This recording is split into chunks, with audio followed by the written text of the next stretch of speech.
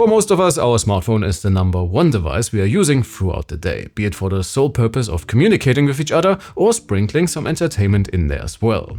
Unfortunately, from a tech perspective, there's not that much happening to the actual phones, and the way we use them has also stayed the same for the past decade or so.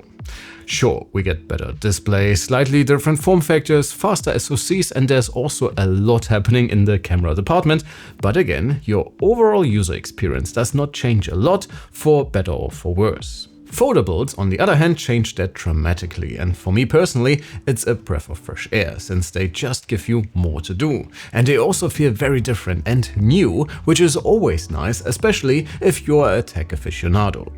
So last year, Honor introduced the Magic V3, a foldable that gave you all the benefits of the larger canvas for all of your communication and entertainment needs without sacrificing your traditional smartphone experience.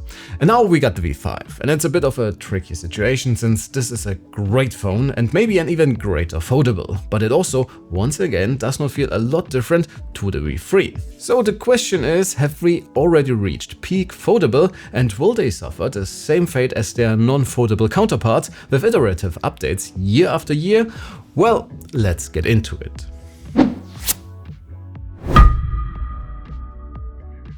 When it comes to specs, we already do get some noticeable upgrades from the direct predecessor, and in addition to the new SoC, the Snapdragon 8 Elite, 16 gigs of RAM and 512 gigs of storage in our sample, we also get a bigger battery that really helps with runtimes compared to the foldable competition, even though pure capacity is not quite everything, as shown by the excellent results of the Oppo N5. And folks, as always, if you want more information and results either for the V5's competitors or this one right here, make sure to check out our written review on the website. Circling back to the SoC for now, while I never felt like the V3 was a particularly slow phone, even today, using these two side by side, the 8 Elite improves quite tremendously when it comes to raw numbers, even though its foldable nemesis, the Galaxy Fold7, is ahead slightly here. If that makes a difference in real-world scenarios, well, I highly doubt it. Everything I did with this one was incredibly snappy, and I never felt held back, whether I was multitasking with different apps, editing images, or simply swiping through my favorite apps.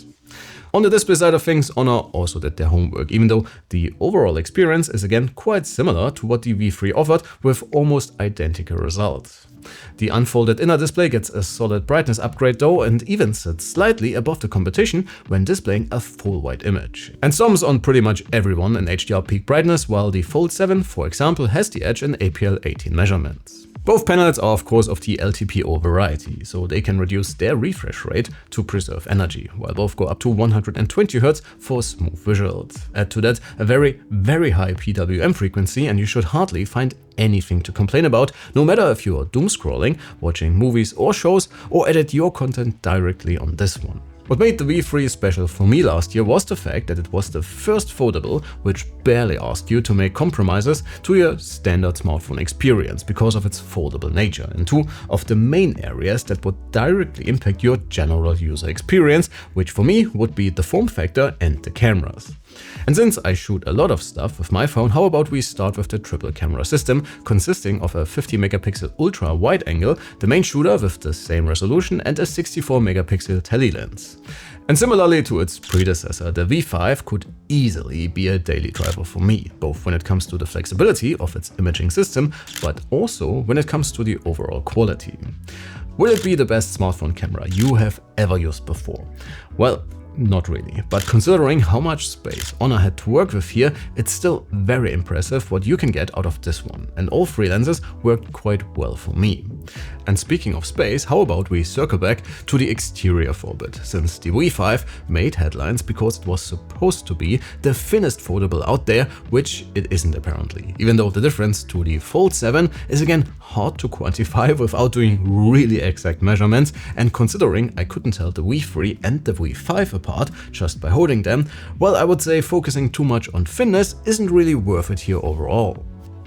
That said, the Magic V5 is still thinner and much more compact than even traditional phones, which brings us back to the fact that even when folded, this feels and behaves like a normal phone. And thanks to the matte backside and slightly less rounded edges and overall premium build quality, you definitely get your money's worth regarding look and feel. even though I have to admit I missed the dark green color of the V3 already. The folding mechanism feels a bit smoother than on the predecessor, but also a bit less definitive, if that makes sense. That said, it still inspires confidence that you should be able to switch between both displays as often as you wish to do so, without having to worry about wear and tear. So yeah, the Honor Magic V5 is still the super compact multitasking dream machine you can expect, and no matter if you simply want a bigger canvas for your favorite apps, or if you are into super intense multitasking on your phone, or simply want a slightly bigger screen for all of your entertainment needs, this one offers it all.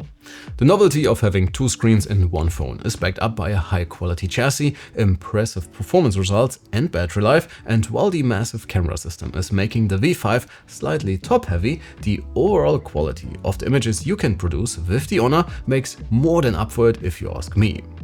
So if you want to get into the world of foldables despite the steep cost of entry, well, definitely put this one on your shortlist.